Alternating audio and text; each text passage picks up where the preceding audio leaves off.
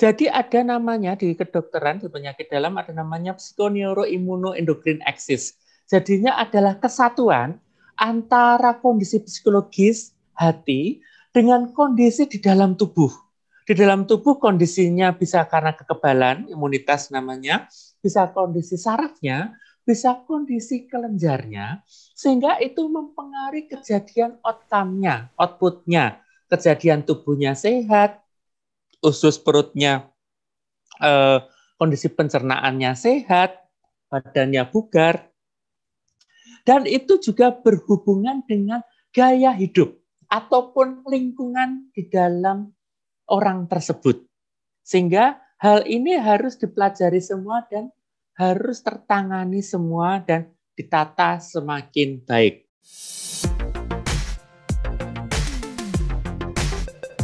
Pertama, kita harus mendeteksi dini. Adakah kita mengalami masalah di dalam tubuh kita yang terlihat pertama? Zaman sekarang, zaman di mana banyak orang main gadget, banyak orang kurang olahraga, banyak orang begadang, maka banyak penyakit yang paling sering adalah namanya penyakit metabolik. Penyakit metabolik adalah dimulai dari gaya hidup. Itu bisa menjadi diabetes, bisa jadi kegemukan, bisa jadi jantung, bisa jadi tekanan darah tinggi, dan juga bisa menjadi MAH yang kronis. Ini adalah contoh di mana kita semakin gemuk, maka seluruh badan karena gaya hidup yang salah akan mengalami gangguan. Baik dari kepala bisa stroke katarak sampai jantung, gangguan paru, gangguan hati, perlemahan hati, gangguan pencernaan, gangguan pankreas, bisa kanker, bisa gangguan pembuluh darah, bisa gangguan lutut, dan dari ujung kepala sampai ujung kaki. Yang kita butuhkan adalah deteksi dini. Adakah kita ada kelainan? Mulai ada gangguan, mulai ada sesuatu yang tidak selaras dengan tubuh yang ideal, sehat, dan bugar.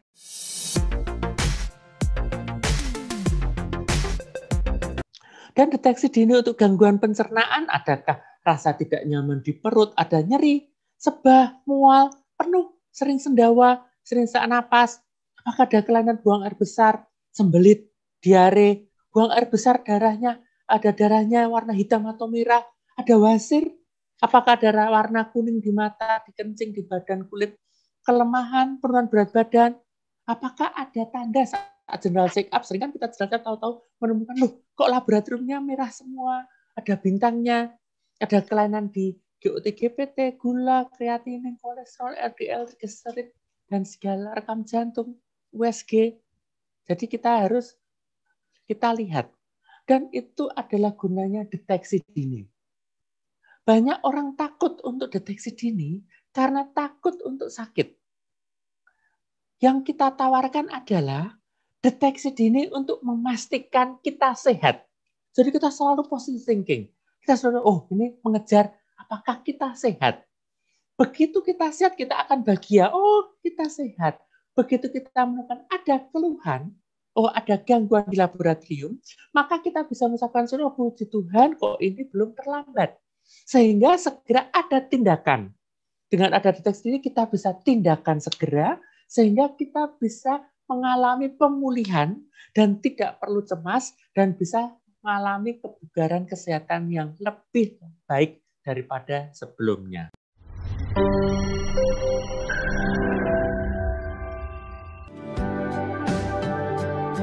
Ester Dental, sebuah klinik modern, memberikan pelayanan kebutuhan kesehatan gigi dan mulut untuk Anda beserta keluarga. Dengan dokter gigi spesialis dan umum, Ester Dental siap melayani untuk kesehatan gigi dan mulut Anda.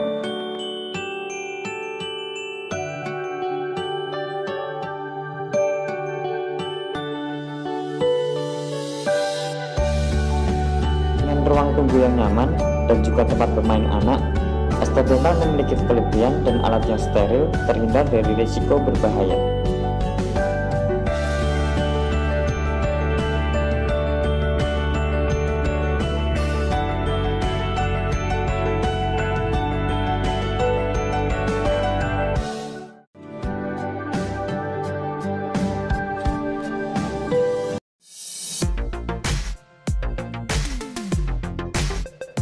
Ini adalah contoh di mana banyak orang mengalami gangguan pencernaan. Dan ini adalah contoh gambar lambung dan kerongkongan. Banyak orang gangguan pencernaan bisa karena ada luka di lambungnya sehingga perih, bisa nyeri, bisa merasa sebah. Tetapi ada gangguan pencernaan sehingga dia merasa sebah terus atau sendawa terus. Itu bisa dimungkinkan karena gaya hidup yang salah. Ini adalah gaya hidup di mana harusnya asam lambung, makanan, dan juga gas ataupun minuman harusnya turun ke bawah seperti gambar di sebelah kiri.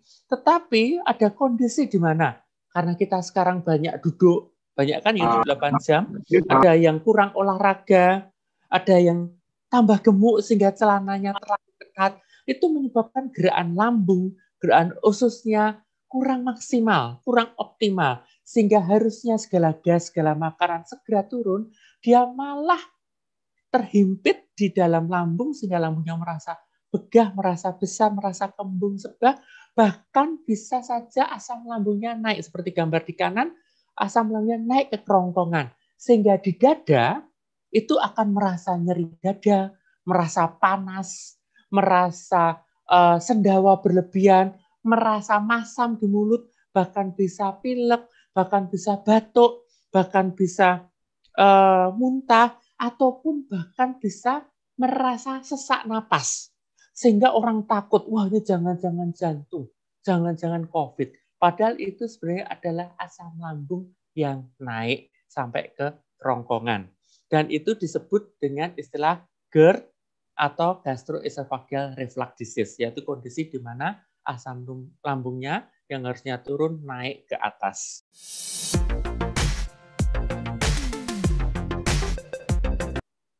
Ini adalah contoh di mana lambung sebelah kiri ada luka. Nah, luka itu bisa kecil, bisa besar. Sehingga akan ada pengobatan yang berbeda. Banyak orang yang punya mah lama, diobati seminggu, 2 minggu membaik, berhenti, dan kumat lagi, bisa karena lukanya sebenarnya besar. Sehingga begitu diobati mulai membaik, berhenti, maka kambuh lagi. Ataupun bisa saja di dalam lambungnya ada namanya bakteri Helicobacter pylori.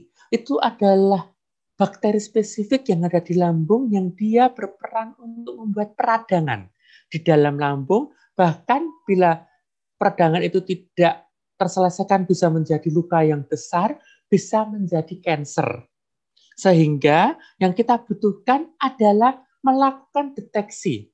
Bila ada yang mah lama, tidak sembuh-sembuh, maka harus dilakukan deteksi dini dengan menggunakan alat endoskopi. Di sebelah kanan terlihat adalah ini adalah alat endoskopi, di mana nanti yang membutuhkan endoskopi hanya rawat jalan, itu hanya berjalan 3-5 menit, itu disuntik, akan disuntik dan tidur nyenyak. Begitu tidur nyenyak tidak terasa, maka akan kita lihat dengan salah satu teropong kecil.